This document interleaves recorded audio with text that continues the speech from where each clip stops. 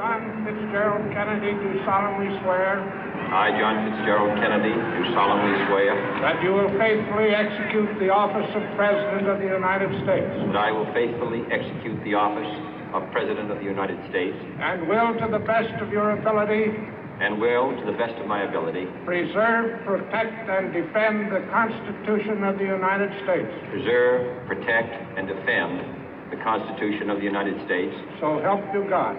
So help me God.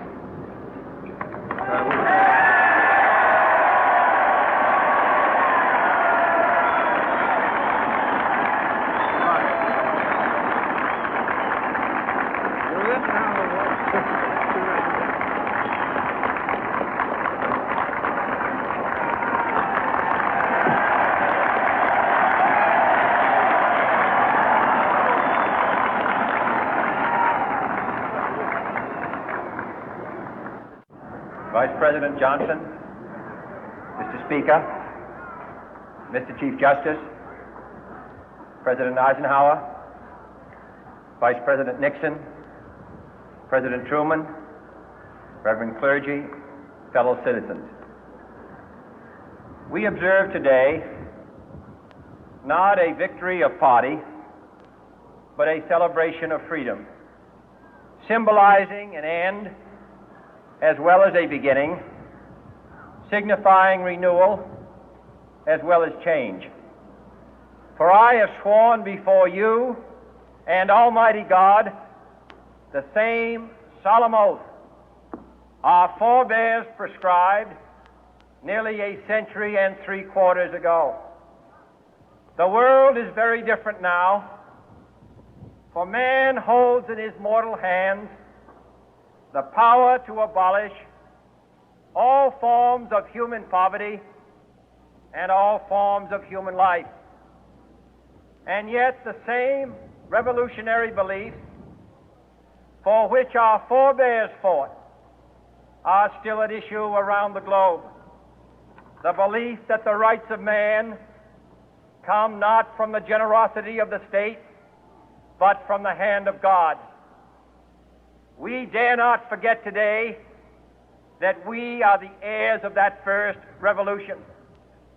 Let the word go forth from this time and place to friend and foe alike that the torch has been passed to a new generation of Americans born in this century, tempered by war, disciplined by a hard and bitter peace, proud of our ancient heritage, and unwilling to witness or permit the slow undoing of those human rights to which this nation has always been committed and to which we are committed today at home and around the world.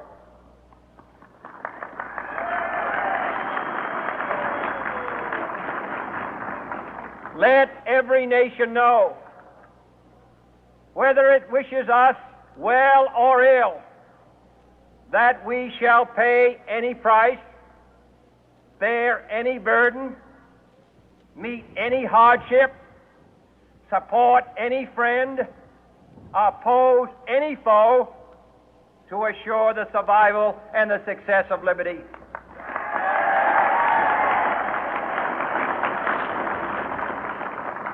This much we pledge and more.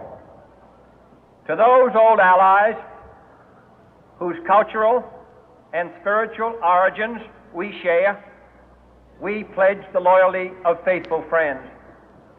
United, there is little we cannot do in a host of cooperative ventures. Divided, there is little we can do, for we dare not meet a powerful challenge at odds and split asunder. To those new states whom we welcome to the ranks of the free, we pledge our word that one form of colonial control shall not have passed away, merely to be replaced by a far more iron tyranny. We shall not always expect to find them supporting our view, but we shall always hope to find them strongly supporting their own freedom, and to remember that in the past, those who foolishly sought power by riding the back of the tiger ended up inside.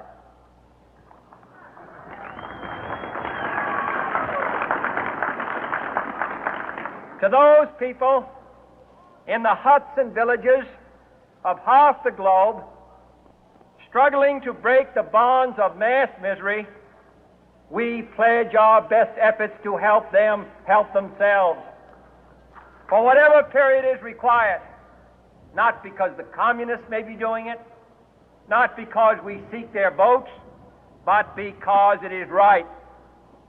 If a free society cannot help the many who are poor, it cannot save the few who are rich.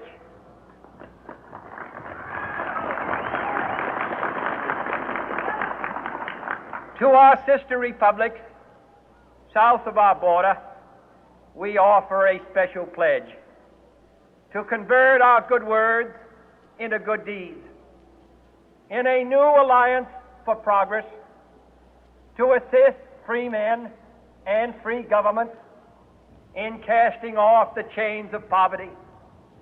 But this peaceful revolution of hope cannot become the prey of hostile powers. Let all our neighbors know that we shall join with them to oppose aggression or subversion anywhere in the Americas. And let every other power know that this hemisphere intends to remain the master of its own house.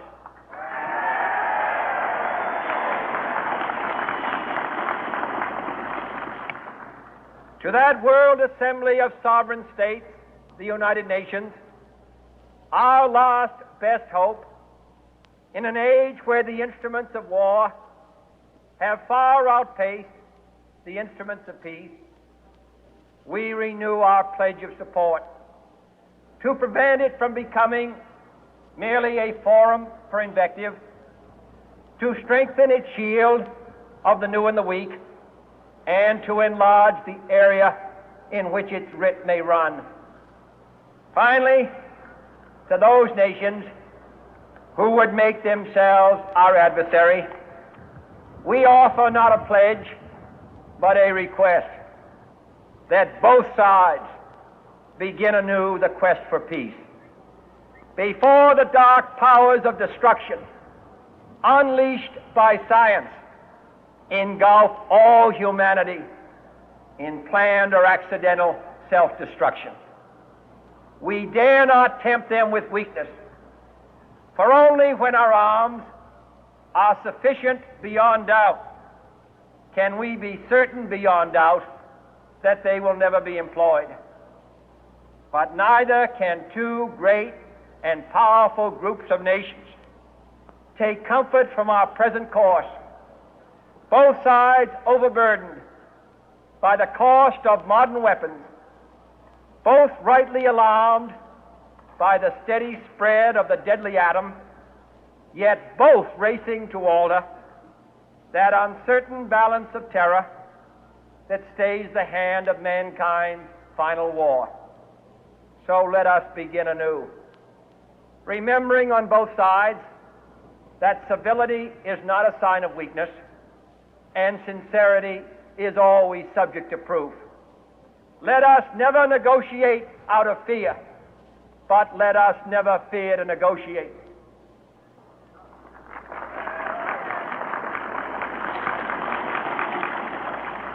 Let both sides explore what problems unite us, instead of belaboring those problems which divide us.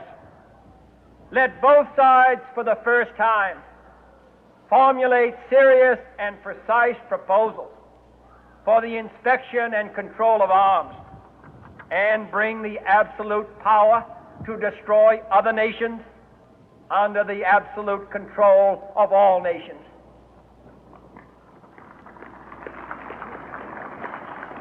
Let both sides seek to invoke the wonders of science instead of its terrors.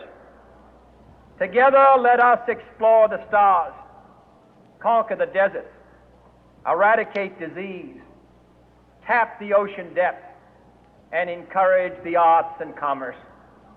Let both sides unite to heed in all corners of the earth the command of Isaiah to undo the heavy burden and let the oppressed go free. And if a beachhead of cooperation may push back the jungle of suspicion, let both sides join in creating a new endeavor, not a new balance of power, but a new world of law, where the strong are just and the weak secure and the peace preserved. All this will not be finished in the first 100 days, nor will it be finished in the first 1,000 days, nor in the life of this administration, nor even perhaps in our lifetime on this planet. But let us begin.